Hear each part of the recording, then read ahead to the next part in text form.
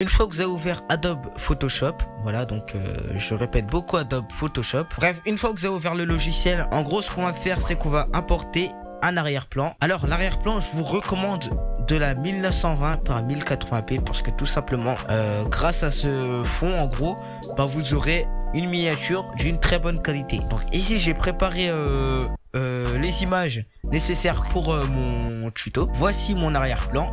Pour l'importer, rien de plus simple, on maintient le clic gauche, on le fait glisser dans Photoshop.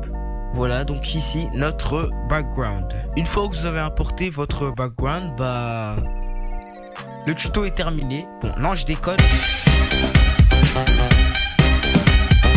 En fait, ce qui vous manque plus qu'à faire, c'est d'apporter des images, par exemple un pouce bleu. Alors, vous pouvez voir qu'il est encadré d'un espèce de carré, voilà. Donc, je vais vous montrer un peu, je vais vous présenter un peu les manières de déplacer tout ça. Pour déplacer votre image que vous venez d'apporter, vous maintenez avec clic gauche et vous faites bouger la souris. Si vous voulez faire pivoter votre image, vous vous présentez devant un carré.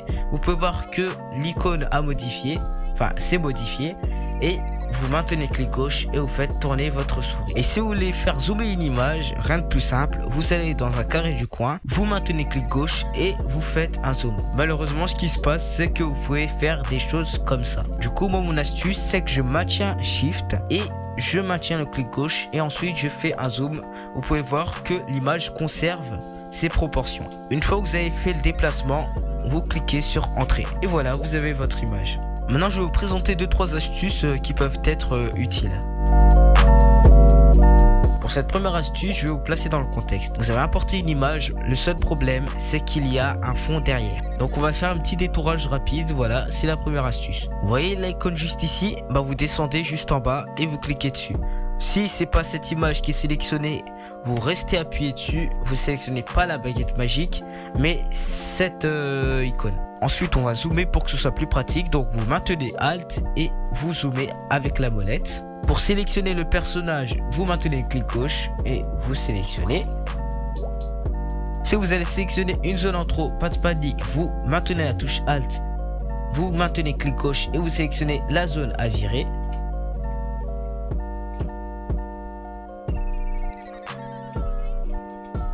Si vous voulez ajuster la taille du pinceau, vous maintenez Alt et clic droit et vous faites défiler la souris.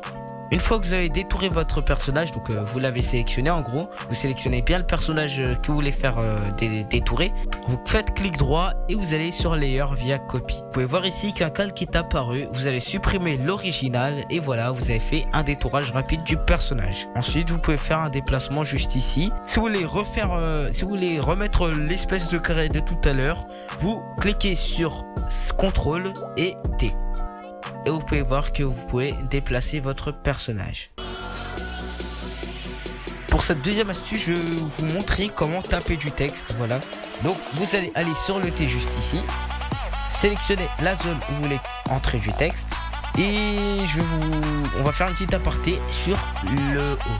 Donc, en gros, ici vous pouvez sélectionner la police que vous voulez. Ici vous pouvez modifier la taille. Ici c'est les paramètres pour le paragraphe. J'arrive pas à parler. Donc si vous voulez faire commencer votre texte à gauche, à droite ou dans le milieu. Et ici c'est la couleur du texte. Une fois que vous avez paramétré tout ça, vous tapez votre texte. Donc voilà. Puis si vous voulez modifier le texte que vous avez tapé, vous le sélectionnez. Vous pouvez modifier la police. Vous pouvez modifier la taille également. Vous pouvez sélectionner les paramètres de paragraphe. Et vous pouvez aussi changer la couleur. Une fois que vous avez terminé, vous cliquez n'importe où dans le menu et voilà. Et pour cette dernière astuce, je vais vous montrer une astuce très sympa. Franchement, je pense que vous allez la kiffer celle-là.